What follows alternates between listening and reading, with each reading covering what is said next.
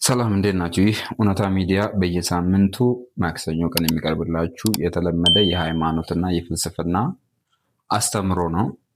ዛሬ እንግዲህ የመጨረሻ ክፍል 2 አጠር አድርጌ የዋቄፈና ሕይወት አስተምሮ የመጨረሻ ክፍል አቀርብላችኋለሁ።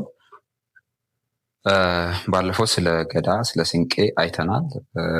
ግን አንዳንድ የዋቄፈና ሕይወት አስተምሮዎችን በደንብ ዲፕሊ እናያለን ብዬ ነበረ ግን ታይም ስለሌለ ኦልሬዲ በዚህ አጠር አድርጌ ላሳውቃችሁ። እንግዲህ በዋቄፈና አስተምሮ የዋቄፈና ምልክት ወይ ደግሞ መታወቂያ አለው።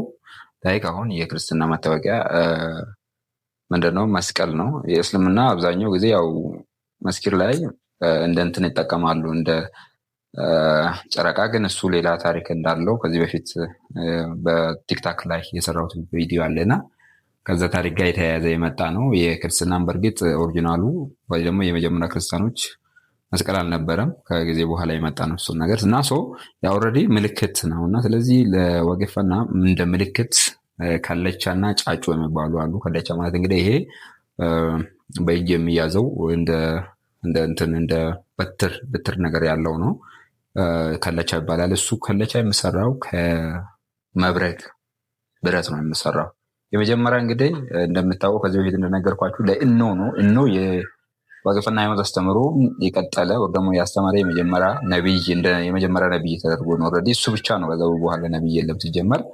እሱ ከዋቃ ጋር የተነጋገረ ተብሎ ይታመናል። እና እሱ ፈጣሪ ዋቃ ለሱ ነው የሰጠው ይሄንን ከለቻ ለመጀመሪያ ጊዜ ማለት ነው።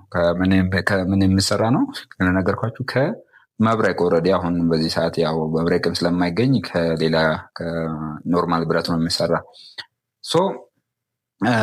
ይሄንን ከለቻ የሚይዘው እንግዲህ ታላቅ አሁን ሲወርድ ሲዋረድ የመጣው ታላቅ የመጀመሪያው ቦረና ነው። ቦረና ታላቅ ነው፣ የመጀመሪያ ሰው ነው። እና ከዛ ውጭ ደግሞ ይሄ በገዳ ሲስተም ውስጥ የሚያልፉ ነግሬያቸው የለም። በገዳ ሲስተም ውስጥ የሚያልፉ መንጉዶ ወር ደግሞ ሽምግልና ደረጃ የደረሱ ሽማግሌዎች ከዩዋ ቀጥሎ ሽማግሌ አለ ብያቸዋለሁ። እሱ ነው የሚይዘው። ከዛ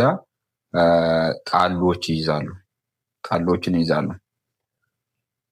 ይሄ እንግዲህ እንደነገርኳችሁ ቅድም ይህ ከለቻ የመጣው ከዋቃ ነው።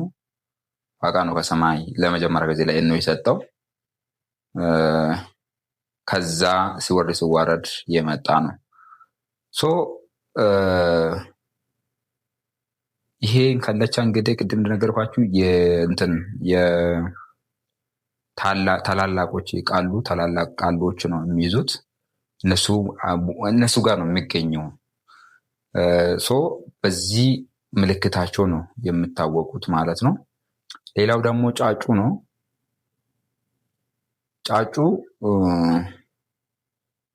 ያው የአንዱ ከለቻና ጫጩ ነው እንግዲህ ሁለቱ ነው። ጫጩ እሴን የሚይዘው ሴት ናት። ከለቻ የሚይዘው ወንድ ነው፣ ሴት አትይዝም። ጫጩን ደግሞ ወንድ አይዝም፣ ሴት ናት የምትይዘው። ጫጩ ይህን ሴት ትይዛለች። የመጀመሪያው የቦረና ወር ደግሞ የታላቅ ቤተሰብ የሆነችው ሴት ታላቅ እሷ ናት የምትይዘው። ከዛ ደግሞ ቃሉ ትይዛለች። ቃሊቲ ማለት ነው። ቃሊቲ ለሴት ቃሊቲ ነው የሚባለው። ቃሊቲ ትይዛለች ማለት ነው።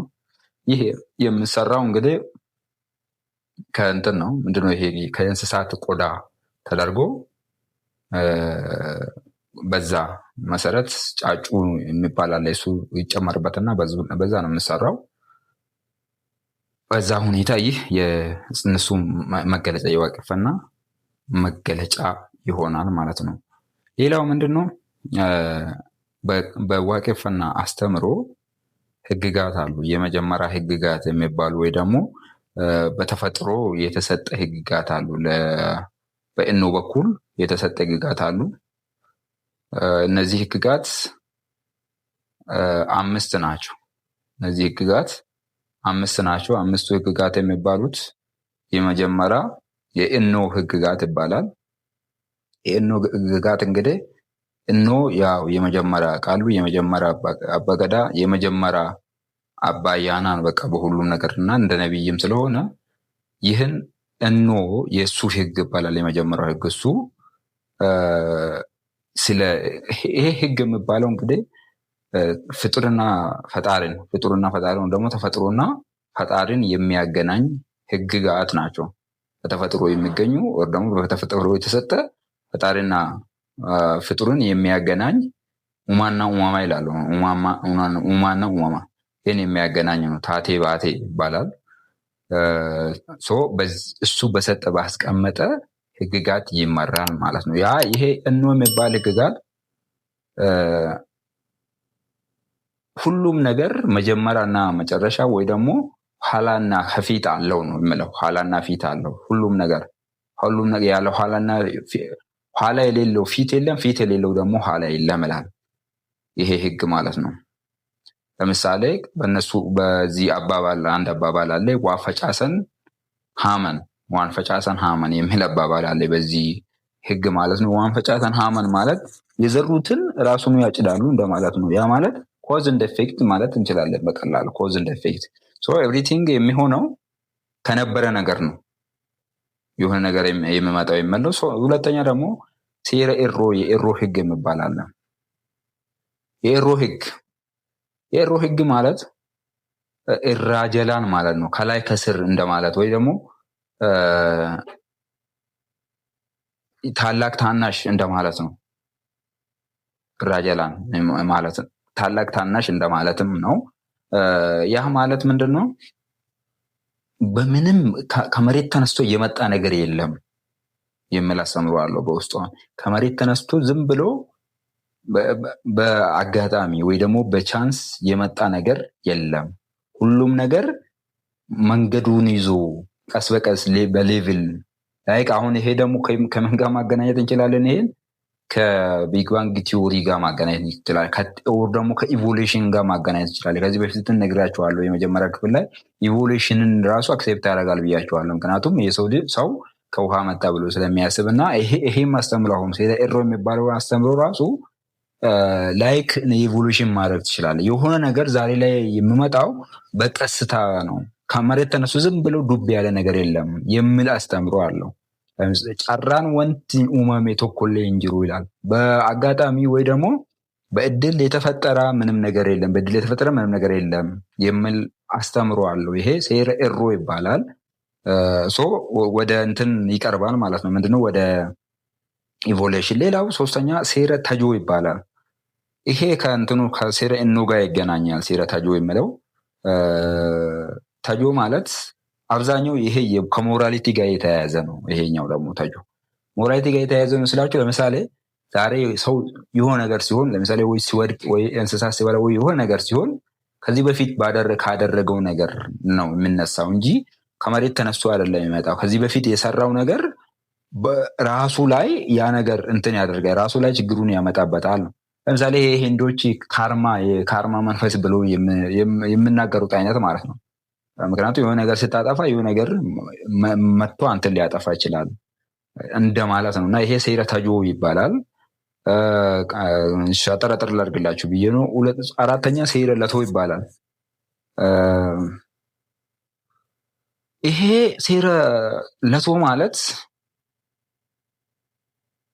ምንም ነገር እውነት ከሆነ ያ እውነት መውጣቱ አይቀርም ነው። ለምሳሌ ዱጋኒን ቀለጥ መለንጭቱ አይነት አለ። ዱጋኒን ቀለጥ መለንጭቱ ቢቀጥን እውነት ብትቀጥንም አትበጠስም አይነት ነገር ማለት ነው አስተምሮ። ሴረ ተጆ ይባላል፣ ለቶ ይባላል። ይሄ ያ ማለት ለምሳሌ ማንኛውም መጀመሪያ ላይ የሆነ ነገር ይሄም ትንሽ ተያያዥነት አለው። አብዛኛው እዚህ ጋር አሁን እነዚህ አምስቱ ህግጋቶች ተያያዥነት አላቸው። ለምሳሌ መጀመሪያ የሆነ ነገር ሲከሰት ያ ነገር ተያይዞ ነው እስካሁን የሚመጣው። ለምሳሌ ወር ደግሞ ምንድን ነው መሰላችሁ? በአብዛኛው እንደው የሚጠጋው አሁን አንዱን ኦሮምኛ ልንገራችሁ እና ከዛ ውስጥ ወላቡን ኬሰ ወንቶኒ ቱረን ሀረሌ ንጅረን እግረስ ነናአኒ ኡፈን ደርበንስ ዴቢያንስ ኒሙለተን ይላል። ወላቡ ወይ ደግሞ ከዚህ ከዩኒቨርስ ለወላቡ ነግራቸዋለሁ ከዚህ በፊት። ከዚህ ውስጥ የነበረ ነገር ነበረ፣ አሁንም አለ፣ ወደፊት ነው። ላይክ ኢነርጂ ናይዘር ክሬትድ ኖት ዲስትሮይድ ይዞራል ነው። ይሄ ሰርክል ነው የሚሰራው። ይሄ ነገር የተፈጥሮ ውስጥ ያለው ነገር ሰርክል ነው የሚያደርገው እንደማለት ነው። አምስተኛ ሴረ ፋኖ ይባላል። ፋኖ ማለት ወልፈካቲ ወልበርባዲ ይላል ኦሮሞ። ወልፈካቲ ወልበርባዲ ማለት ተመሳሳይ ነገር ይሳሳባል ላይክ አይነት ነው። ተመሳሳይ የሆነ ነገር ይቀራረባል። ተመሳሳይ የሆነ ነገር አብሮ ይሆናል። ለምሳሌ ሰው ልጆች ሶሻል ኮንስትራክሽን የሚፈጠረው ከሰው ጋር ነው። አንበሳ ከአንበሳ ጋር ነው። ነብሮች ከነብሮች ጋር ነው። ላይክ ተመሳሳይ የሆነ ተፈጥሮ ውስጥ ተመሳሳይ የሆነ ነገር ነው የምኖረው አይነት ነው ይሄ ህግ ማለት ነው። ሴረ ፋኖ ማለት ሌላው የዋቄፈታ ማድረግ ያለበት ግዴታዎች አሉ። በአንድ አምላክ ማመን፣ ይህንን አንድ አምላክን ህግጋትና ስርዓት መጠበቅ፣ የአንድ አምላክን እሳቤ ለልጅ ልጅ ማስተላለፍ እና የመሳሰሉት ነገር ነው። የራሱ የሆነ ዜማ አለው ማለት የራሱ የሆነ መዝሙር ወይ ደግሞ እንትን አለው መዝሙር አለው የራሱ የሆነ እሱ ራሱን ትንሽ አሁን መስመሩ እዚህ ጋር ብነግራችሁ ጊዜ ስለማይበቃን እንለፍ። የራሱ የሆነ መስመር አለው ግን ፕላስ ደግሞ የራሱ የሆነ እንትን አለው። ምንድነው ይሄ የዎርሺፕ ኦር ደግሞ የሪቹዋል ሲስተሞች አሉት። ፕላስ ደግሞ እነዚህ እንትኖች አያናዎች ራሱን የቻለ ለነሱም የሚደረግ አሁን ለምሳሌ አንገፋ ቁጡሱ የሚባል ሪማሃድ አንገፋ ቁጡሱ የሚባል አለ። አሁን ይሄ ለታላቅና ታናሽ መካከል ያለው ስርዓትና ህግጋት ታናሹ ለታላቅ ምን ማድረግ እንዳለበት፣ ታላቁ ለታናሽ ምን አይነት አክብሮት ማድረግ እንዳለበት አለ። አሁን ለምሳሌ አብዛኛው እሱን እንመጣበታል ብዬ ነው። አሁን ሪማዳ አያና የሚባል አለ። አሁን ለምሳሌ ቦረምትቻ የሚባል ታውቃላችሁ። ብዙ ጊዜ እንግዲህ አሁን ኢትዮጵያ ውስጥ ሆኖ ቦረምትቻን የማያውቅ የለም። በተለይ ኦሮሞ ማህበረሰብ ውስጥ ከሆነ ቦረምትቻ ሰይጣን ነው፣ ሰይጣን መንፈስ ነው ይላሉ። ነው አይደለም። ቦረምትቻ እንግዲህ ቦረና የቦረና ሀሳቤ ነው። ቅድም ነግራቸዋለሁ። ቦረና የመጀመሪያ አንጋፋ ወይ ደግሞ ታላቅ ነው። ታላቅ ስለሆነ ቦረና በሬንቱ ታላቅ ስለሆነ ለታላቅ የሚደረግ ክብር ነው። ይሄ ቦረና በየጊዜው በየአመቱ እሱን የማስታወስ የመታሰቢያ በዓል ነው የሚደረገው። ባይዘው መታሰቢያ በዓል ነው የሚደረገው። ይሄ መታሰቢያ በዓል ያንን እንዳይረሱ ሰዎች እንትናን እንዳይረሱ ቦረናን ወይ ደግሞ ታላቅን እንዳይረሱ ታላቅን ማክበር እንዴት እንደሆነ ለማሳየት የሚጠቀሙበት ሪቹዋል ወይ ደግሞ የሚጠቀሙበት የፌስቲቫል ነው። ባይዘው ፌስቲቫል ነው። ያንን ማክበር ማለት ነው እንጂ እንትን አይደለም። ምንድነው እሱ ከመንፈስ ጋር ወይ ደግሞ ከሰይጣን ጋር የሚያገናኝ ነገር የለውም። ባይዘው እንትን ውስጥ ዋቄፈና ውስጥ እንትን የለም። ሰይጣን የሚባል ኮንሰፕት የለም በፍጹም።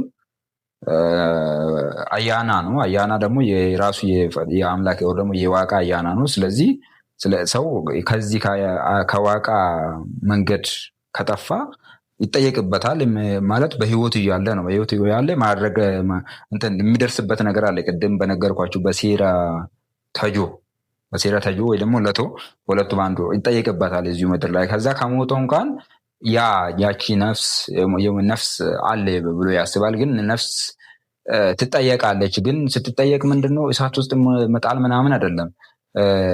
ወደ እንትኖቹ ይተላለፋል። ይሄ ወደ ልጅ ይተላለፋል። ይሄ ያ ሰው ያጠፋው ነገር። ስለዚህ ምን ይደረጋል? ለዛ ነው ኤክራዱ ቢፍቱ የሚባል ወይ ደግሞ ይሄ ሞት መንፈስ የሚያናግሩ የሚባሉት በኦሮሞ ማህበረሰብ ዋቄፈና ውስጥ ይህ የሚያገለግለው። ይሄ ለምሳሌ ሰውዬው አሁን ለምሳሌ የኔ ቅድመ አያት መጥፎ ነገር ከሰራ እስከ ልጅ ይተላለፋል ያ ነገር። ለዚህ ምንድነው ፈላ አለ። ፈላ ማለት ያን ነገር ከራሳቸው የምታጠቡበት ወይ ደግሞ ይቅርታ የሚደረግላቸው ምህረት የሚያቀርቡበት ሲስተም አለ። ያንን ሲስተም የምነግራቸው በዚህ በከላዱበት ወይ ደግሞ በሙት መንፈስ አማካኝነት ነው ማለት ነው። ከዛ በኋላ ያ ነገር ከታጠበላቸው በኋላ ያቺ ነፍስ የመጀመሪያ የሞተችው ነፍስ ወዴት ትሄዳለች? ወደ ሰማይ ማለት ወደ ፈጣሪ ወደ ዋቃ መንግስት ትገባለች።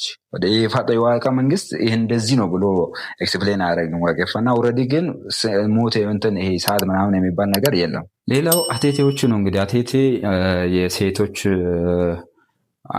እንትን ነው። ለሴቶች የተሰጠ አያና ነው። ከዛው ከዋቃ አያና የሚሰጥ ነው ለሴቶች።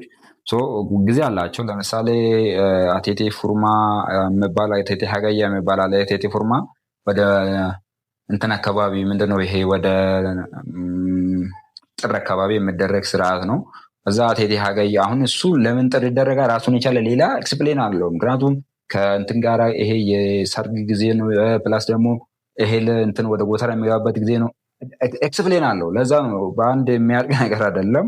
ስለዚህ ለጊዜው እንትን አድርጌ ሊጨርሰው ነው ዛሬ። ለዛ ነው። ፕላስ ደግሞ አቴቴ ሀገያ ይባላል። ሀገያ ማለት እንግዲህ ነሐሴ ነው። ነሐሴ አካባቢ እንግዲህ እንትኖች ምንድነው መሬት ተዘርቶ እህል ተዘርቶ ምን ተደርጎ ገበሬው እንትኑን ፈቶ በሬውን ፈቶ እንትኑን ፈቶ ወደ ቤት የሚገባበትና ከዛ ፈጣሪን ዝናብ እንዲያገኝና በጥሩ ሰብል እንዲያገኝ የሚደረግ ስርዓት ነው። እሱ ራሱን የቻለ ሁሉም ነገር እንትን አለው፣ ባይዘው ኤክስፕሌን አለው። ከዛ አቴቴ ሎኒ ይባላል።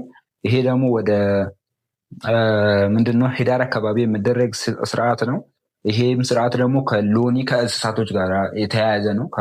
ከብቶች ጋር የተያያዘ ለእነሱ የሚደረግ ስርዓት ነው። በጣም ብዙ ስርዓቶች አሉ። ከዛ ጉማ ብዙዎቻችሁ ታውቃላችሁ ብዬ አስባለሁ። ጉማ ማለት እንግዲህ አንድ ሰው ሰውን ከገደለ ማድረግ ያለበት ስርዓት ነው። እንግዲህ በወግፈና አንድ ሰው ሰውን ሲገል በቃ ቀጥታ ዋቃ የሚፈርድበት ምናምን ወር ደግሞ እንዲገደል እስር ቤት እንዲገባ ምናምን አይደረግም። ራሱን የቻለ በጣም ሰፊ የሆነ ስርዓት አለው። እነዚህ ሁለቱ ሰዎች አንድ እንዲሆኑ አንድ በቃ ገራፋነን የሚባል ነገር አለ። ባይዘው ገራፋነን ታ ይላሉ መጨረሻ ላይ። ገራፋነን ታ ማለት ለኮድና ወተት ሁኑ፣ በወተት ስለሆነ እንትን የሚለው እንደዛ ሁኑ እስከሚባል ድረስ። ያ ማለት በምንም አይነት እነሱ መካከል እንትን የሚባል በቀል የሚባል ነገር የለም ማለት ነው። እኔ ባይዘው አንድ የማምንበት ነገር አለ፣ መጽሐፌም ላይ ያስቀምጫለሁ። ፍትህ እንትን የሚመጣው ፍትህ የሚሰፍነው ወይ ደግሞ ፍቅር የሚሰፍነው በፍትህ አይደለም፣ በመተው ነው፣ በፍቅር ነው። ሁሉም ነገር በመተው ነው፣ እርቅ በማውረድ ነው ብዬው ነበረና እሱ ራሱን የቻለ እንትን አለ። ባይዘው እንደ ጉማ የሚገርም ስርዓት የለም በእንትን ውስጥ ማለት ነው፣ በዋቄፈና ውስጥ። ቅድም እንደነገርኳችሁ እንግዲህ የተለያዩ አያናዎች አሉ። ራሱን እነዚህ አያናዎች የሚከበሩበት እንትኖች አሉ፣ ክብረ በዓሎች አሉ። ካዎ ይባላል። ካዎ አያና ይላል፣ ካዳና ይላል። አሁን ለምሳሌ ይሄ ካዳና ማለት ጸሎት ነው። ኤብፈና ማለት ብፈና ማለት ደግሞ ምንድነው ምርቃት እንደማለት ነው። ከዛ ሬፈና፣ ሙደና ወይ ደግሞ ጅላዩ ለገና፣ ጉማዩ፣ አርሳ፣ ኮሚፈና፣ ሂከና የሚባል ሂከና፣ ፈለናና የሚባል ነገር አለው። በጣም ብዙ ሰፊ ነው። እንግዲህ እያንዳንዱ አሁን እንትን ኤክስፕሌን ለማድረግ ማለት ነው። ዋናው ይሄ ሃይላይቱን እንድታውቁ ፈልጌ ነው። ጀመር ዲፕሊ ማወቃችሁም ጥቅም የለውም። ጀስት ግን ያለውን አስተምሮ ምን ይመስላል የሚለውን ብቻ ለማወቅ ነው። ስለ ቃሉ ደግሞ ባለፈው ነግራችኋለሁ። ቃሉ ምን አይነት ህግጋት ስርዓት እንዳለው አብዛኛው የሚመራው እሱ ነው። ከሁሉም በኩል ከሁሉ የገዳም ሲስተም ይሁን ዋቴቨር ከፈጣሪ ከዋጋ ጋር ተገናኝቶ እያንዳንዱ ነገር መፍትሄ የሚሰጥ ቃሉ ነው። ማሊማ ይባላል ደግሞ ይሄ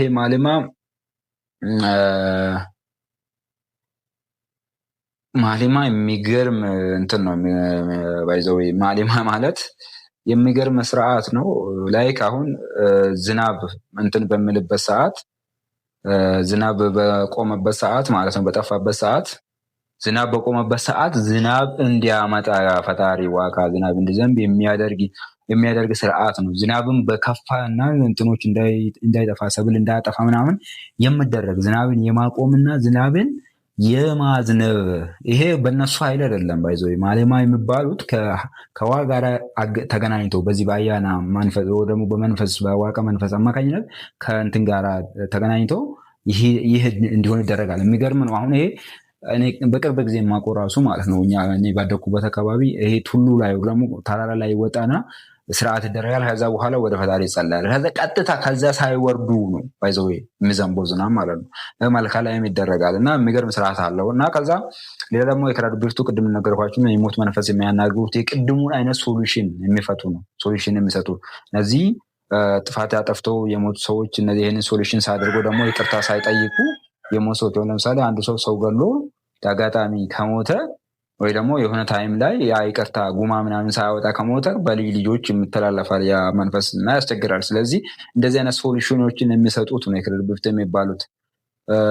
ሌላው ደግሞ ዳህር ወፍቱ ይባላሉ። እነዚህ ዳህር ወፍቱ ማለት ደግሞ ዳህር ወፍቱ ከሰዓት ጋር ከጊዜ ጋር የሚገናኝ ነው። ጊዜ ያለፈ ነገር አሁን ያለ ወደፊት የመጣው ነገር የሚናገሩና እነዚህ ስርዓቶች እንትን የሚሉ ማህበረሰቡን የሚመሩበት ስርዓት ነው ማለት ነው አርኦፍት። እነዚህም በአያና ስር ነው የሚተዳደሩት ማለት ነው።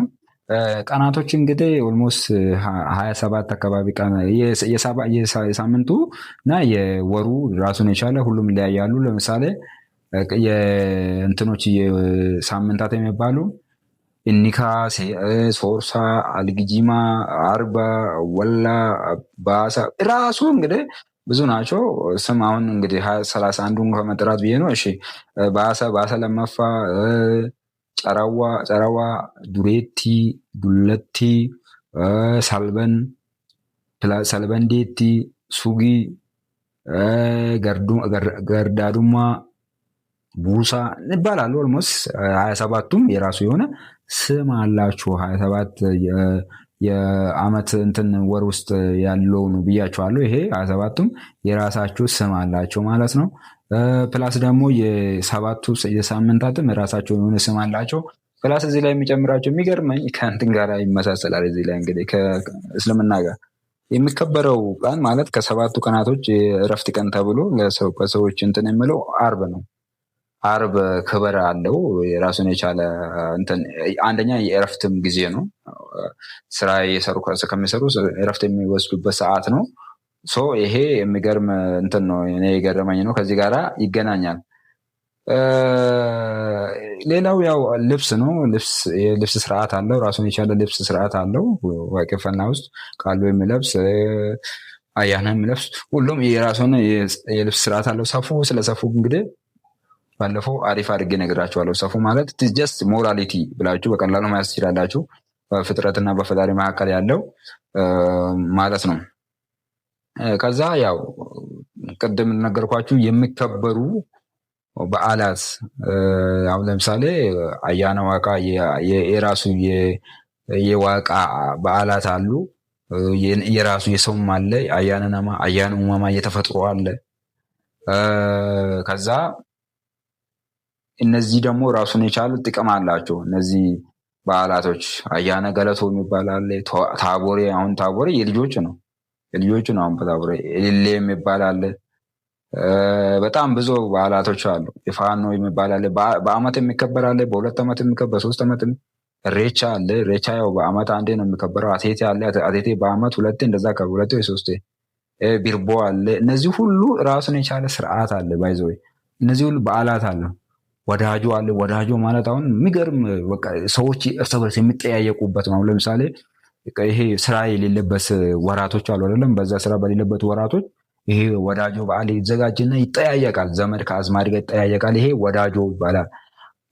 አያነ ወዳጆ ተብሎ ይጠራል ማለት ነው። አያነ ቡታ የሚባል አለ እና በጣም ብዙ በዓላቶች አሉ ራሱን የቻለ በየአመቱ የሚከበር አያነ ጮራ የሚባል በየአመቱ የሚከበር አለ። በ2 ዓመት፣ በ3 ዓመት፣ በ4 ዓመት የሚከበር አለ። በአመት 2 3 የሚከበር አለ። ቦረንትቻ ቅድም ነገርኳችሁ ነው። ቦረንትቻ አለ። አሁን ቦረንትቻ እንግዲህ ቅድም ነግራቸዋለሁ የሆነ ከመንፈስ ጋር ምናምን ሳይሆን ጀስት የመጀመሪያ ሰው እሱ ስለሆነ እሱን ለማስታወስ የሚደረግ በዓል ነው። ሌላ ጉዳይ አይደለም። አሁን ከአንዳንዶቹ እንደዛ ከእንትን ጋር ያገናኛሉ። አመቺሳ እንግዲህ አሁን ልጆቹ ተመርቀው በምርቃት እንዲያድጉና ፈጣሪ ወይ ደግሞ ዋቃ በእሱ መንፈስ በአያነ መንፈስ በፍቅር እንዲያሳድጋቸውና ስኬታማ የሆነ ህይወት እንዲኖሩ የሚያደርግ እንትን ነው። ባይዘው ስርዓቱ ነው ይሄ ከመቺሳ የሚባለው። አሁን ይሄ እንግዲህ ከክርስትና ከመጣ በኋላ እንዲህ አመቺሳ እኮ እንደዚህ ለአመቺሳ ተሰጥቶ አንዱን እንግዲህ እንትን አደርጋል። ምንድነው እሱ አንዱን መጥፎ ያደርጋል። በሃይማኖት ውስጥ በጣም የሚጠላው ነገር ይሄ ነው። ከዚህ በፊት ነግራቸዋለሁ። አንዱን እንደ እርኩስ አንዱን እንደ መጥፎ አድርጎ ይመለከታል። ይሄ ስርዓት አለ እና ይሄ በጣም የሚጠላ ነው። ኢሬቻ ኢሬቻ ራሱ ብዙ አይነት ኢሬቻ አለ። አሁን ኢሬቻ ብራ፣ ኢሬቻ አርፋሳ የሚባል አለ። በእርግጥ 2 ነው። ኢሬቻ ብራና ኢሬቻ አርፋሳ ነው። ብራ ማለት ያው ክረምቱ ወጥቶ ጭጋጉ ወጥቶ ምናምን ከተፋ በኋላ ለምስጋና የሚወጣው ነው። አርፋሳ ማለት ደግሞ በአመት ኦልሬዲ እንግዲህ 2 ጊዜ ነው አይደለም ዝናብ አለ ተብሎ አሁን በእርግጥ እየጠፋ ነው መሰለኝ። ይሄ የብላግ ዘመን የሚባል የብላግ ጊዜ የሚባል አለ። ወደ ከምንድነው ከየካቲት ጀምሮ ነው ይመስለኛል ወደዛ አካባቢ ያ አርፋታ ተብሎ በዛን ሰዓትም የኢሬቻ ስርዓት አለ። እሱም ይሄኛው እንግዲህ ዝናቡ ስለ እንትን ስላለና ስላቋረጠና ጭጋጉ ስለጠፋ ነው። ያኛው ደግሞ ዝናቡ እንዲመጣና ያረሱት ምን ያሩት ነገር እንደገና ወደ ግብርናው እንዲመለሱ የሚያደርግ ነው። ፈለና ደግሞ ያው አንድ ሰው የሆነ ጥፋቶችን አጥፍቶ የሚያደርግ ስርዓት አለ። ፈለና ማለት ፈሎ ጎደቴ ፈሎ ጎደጡ ይባላል። የሆነ ጥፋት ካጠፋ ያንን ጥፋት ይቅርታ የሚያገኝበትን ወር ደግሞ ከፈጣሪ ምህረትን የሚያገኝበትን ስርዓት ይባላል። ይሄ ፈለና ማለት ወር ደግሞ ይሄ ምንድነው የንስሐ አይነት ነው። እንግዲህ ንስሐ አይነት ነው ፈለና ማለት የሆነ ጥፋት ሲያጠፋ ማለት ነው። ሜቢ አሁን ለምሳሌ እንግዲህ አሁን ባያደርግ ቅድም ተናግሬያለሁ። አሁን ባያደርግ ይሄንን ፈለና ባያደርግ ያ የሰውየው ጥፋት አሁን ለምሳሌ የሰውየው ከሞተ በኋላ ነፍሱ ቀጥታ ወደ ዋቃ ነው የምትለው። ወደ ዋቃ ትሄድና ዋቃ ጥያቄዎችን ጠይቃታል። ከዛ ያደረገችው ነገር አለ። ከዛ በር አለ። እንግዲህ አሁን ነፍሳት የሚኖሩበት አለ። ጀስት ግን እሱን አሁን ኤክስፕሌን አላደረገም በዋቄፈና። ስለዚህ እኔ ኤክስፕሌን አላረግም። በተቀመጠበት ነው ማለት ነው። የማውቀዋል ነገር የለምና ከዛ ግን ሲኦል የሚባል የለም። ከዛ ግን አትገባም፣ በር ይዘጋልና እዛ ትቆያለች። እዛ ስለምትቆይ ሁሌ ሄዳ ታለቅሳለች። እንዴት ላድርገው ምናምን ብላ ከዛ ምን ለዛ ነው ይሄ ኤከረ ዱብፍቱ ቅድም ነግራቸዋለሁ። ኤከረ ዱብፍቱ ይፈታል።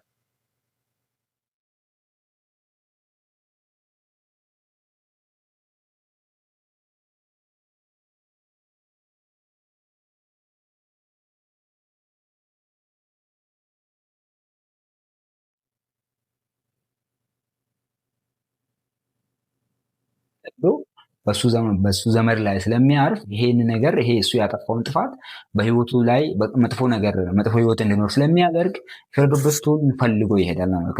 ኤከረዱብፍቱ ጋር በዛን ሰዓት ምን ያደርጋል? ኤከረዱብፍቱ ይነግረዋል። ሴትም ወንድም ሊሆን ይችላል። ኤከረዱብፍቱ አብዛኛውን ጊዜ ግን ሴቶች ነው የሚሆኑት። ከዛ በኋላ ፋሎ ያደርጋል።